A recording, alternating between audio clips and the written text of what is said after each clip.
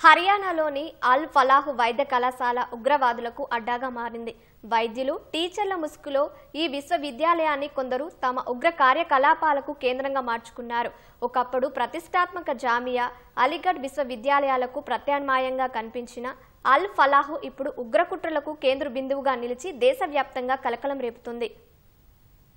విద్యను పంచాల్సిన యూనివర్సిటీ దేశానికి పెనుముప్పుగా మారే ఉగ్రవాదులను తయారు చేసే కేంద్రంగా మారింది. హర్యానాలోని అల్ ఫలాహ్ యూనివర్సిటీలో ఇటీవల జరుగుతున్న ఉదంతాలు ఇది నిజమని నిరూపిస్తున్నాయి. ఢిల్లీ ఎర్రకోట వద్ద పేలుడు జరిగిన కారును నడిపిన డాక్టర్ ఉమర్ నబీ అల్ ఫలాహ్ యూనివర్సిటీలో రెసిడెంట్ డాక్టర్గా పనిచేశాడు.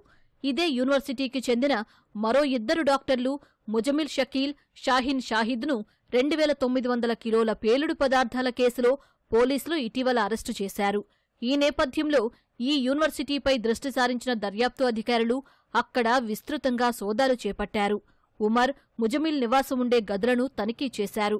యూనివర్సిటీలోని కొంతమంది వైద్యులు, సిబ్బందిని కూడా ప్రశ్నించారు. ఈ పరిణామాలతో అక్కడ చదువుకుంటున్న విద్యార్థులు భయాందోళనకు గురవుతున్నారు. తాజాగా హర్యానాలోని మేవాత్కు చెందిన మౌల్వీ ఇష్తియాక్ అనే మత ప్రచారకుణ్ణి టెర్రర్ మాడ్యూల్కు సంబంధించి జమ్మూ కాశ్మీర్ పోలీసులు శ్రీనగర్లో అదుపులోకి తీసుకున్నారు. ఇతడు కూడా అల్ ఫలాహ్ యూనివర్సిటీ సముదాయంలో అద్దె ఇంట్లో ఉంటున్నట్టు అధికారులు తెలిపారు.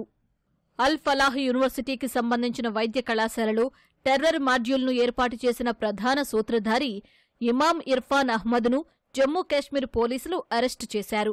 ఇతడి నుంచి కీలక విషయాలు రాబట్టినట్టు తెలుస్తోంది.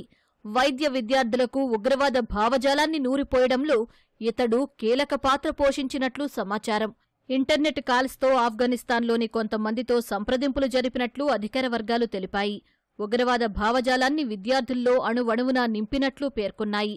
మొత్తం ఉగ్రవాద మాడ్యూల్ను ఇర్ఫాన్ రూపొందించినట్లు తెలిపాయి. ఈ మాడ్యూల్ బయటపడిన నేపథ్యంలో భయాందోళనకు గురైన ఉమర్ ఢిల్లీ పేలుడుకు కారణమైనట్లు తెలుస్తోంది.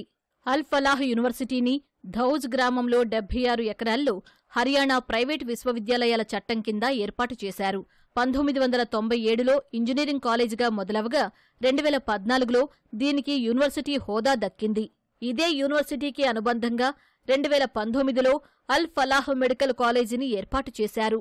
ఢిల్లీ జామియా మిలియా యూనివర్సిటీకి కేవలం 30 కిలోమీటర్ల దూరంలోనే ఇది ఉండటంతో ఒకప్పుడు మైనారిటీ విద్యార్థులు జామియా, అలీగఢ్ యూనివర్సిటీలకు ప్రత్యామ్నాయంగా అల్ ఫలాహ్ను ఎంచుకునేవారు. ఈ యూనివర్సిటీని 1995లో ఏర్పాటైన అల్ ఫలాహ్ చారిటబుల్ ట్రస్ట్ నిర్వహిస్తోంది. అల్ ఫలాహ్ క్యాంపస్లోనే 650 పడకల ఆసుపత్రి కూడా ఉంది. ప్రస్తుతం ఈ యూనివర్సిటీకి జావేద్ అహ్మద్ సిద్దికీ ఛాన్సలర్గా ఉన్నారు. అల్ ఫలాహ్ చారిటబుల్ ట్రస్ట్లో ఈయన మేనేజింగ్ ట్రస్టీ.